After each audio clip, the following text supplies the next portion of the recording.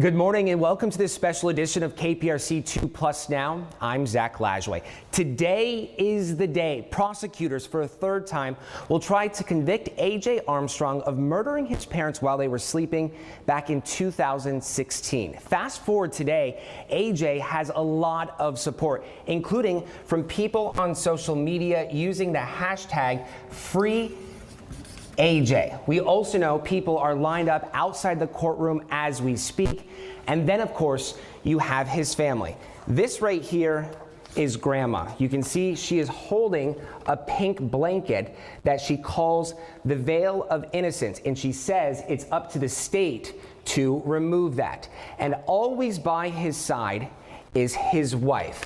So we can see AJ has a lot of support from loved ones. We also know cameras are not allowed inside the courtroom. So through our exclusive coverage, a multi-platform experience, we're bringing you inside the courtroom. This.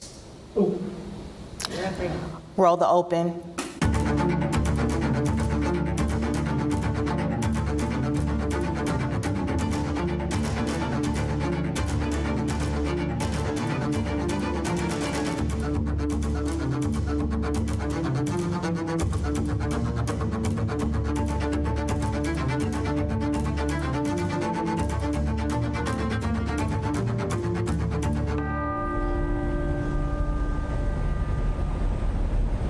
Good morning, everybody. We are live downtown. Joel, Letitia, Rilwan, reporter, criminal defense attorney to the stars, and reporter. That's the layout here, and it is a big day because the trial gets going in earnest today. We're expecting to hear opening statements in just a few hours. Is that right? That's it. Let's review just real quickly the jury. Jury selection ended on Thursday, right? They had everybody out of 200 some odd people that were on those panels. They've whittled it down to how many now? 16. Yeah. 16.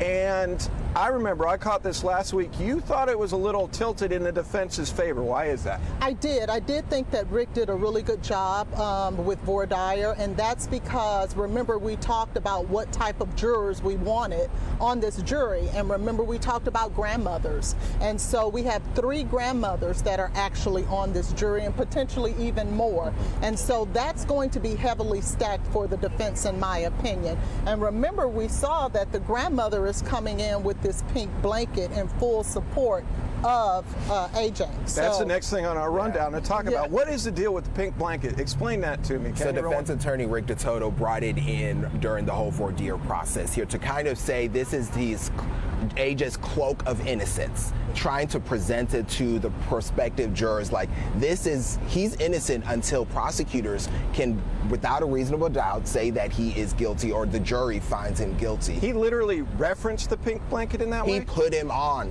He used that pink blanket and put it around AJ during the process to kind of, as a visual note, to show the audience this is what it means. This is that cloak of protection, and he referenced it throughout the entire process. Letitia, how does something like that play, though?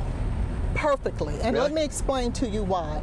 A lot of times, jurors forget that it is not the defendant's responsibility to prove themselves innocent. It is the state's job to prove that he is guilty. Ron, you made a statement. You said, until he's proven innocent, unless he's proven innocent. Do you see how that plays in your mind? It's like until, so it's gonna happen. We're just waiting for it. No, it's unless he is proven guilty. And jurors forget that. They get back in that deliberation room and they're going to start saying just naturally, well, the defense didn't show us this, or they didn't do this, so he must be guilty. No, it's not that. He is innocent until that very high burden that we talked about last week is met.